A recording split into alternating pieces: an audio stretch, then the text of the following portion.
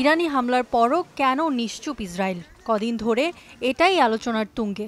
সব জল্পনা কল্পনার অবসান ঘটিয়ে নেতানিয়াহু প্রশাসনই জানালো উত্তর। এরই মধ্যে ওয়ার ক্যাবিনেট বা যুদ্ধকালীন মন্ত্রিসভার সাথে বৈঠক করেছেন ইসরায়েলি প্রধানমন্ত্রী। পাশাপাশি সেনাপ্রধানের হুমকি, আপাতত তেহরানকে ছাড় দেয়া হলেও ছেড়ে দেবে না তেল আবিব। আয়াতুল্লাহ আল খামেনির দেশ পাবে মোক্ষম জবাব। ইসরায়েলি ভূখণ্ডে বড় হামলা চালিয়েছে ইরান, শুধু তাদের ভূমি থেকেই নয়, বরং ইরাক, ইয়েমেন, লেবানন থেকেও একযোগে ৩৫০-র বেশি মিসাইল, ড্রোন আর রকেট ছোড়া হয়েছে। আমরা পরিস্থিতি পর্যবেক্ষণ করছি, নিচ্ছি সর্বোচ্চ প্রস্তুতিও।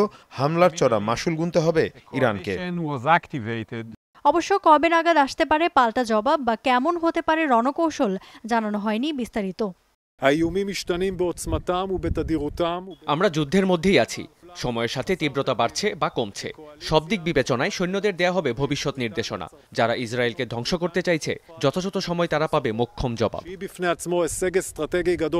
যুদ্ধের পরিসর বৃদ্ধির ইচ্ছা নেই, প্রথমেই জানিয়েছিল ইরান। তবে ইসরায়েল পাল্টা হামলা চালানোর সাহস দেখালে পরের অভিযান আরও দাঁত ভাঙা হবে, হুঁশিয়ারি তেহরানের। দুপক্ষের বাগযুদ্ধ, হুমকি, হুঁশিয়ারির মধ্যেও পরিস্থিতি সামাল দেওয়ার চেষ্টা করছে বিশ্বমোড়লরা। সংযত আচরণ করার অনুরোধ যুক্তরাষ্ট্রসহ বিভিন্ন দেশ ও জাতিসংঘের। ইফাত আরা খন্দকার, যমুনা নিউজ।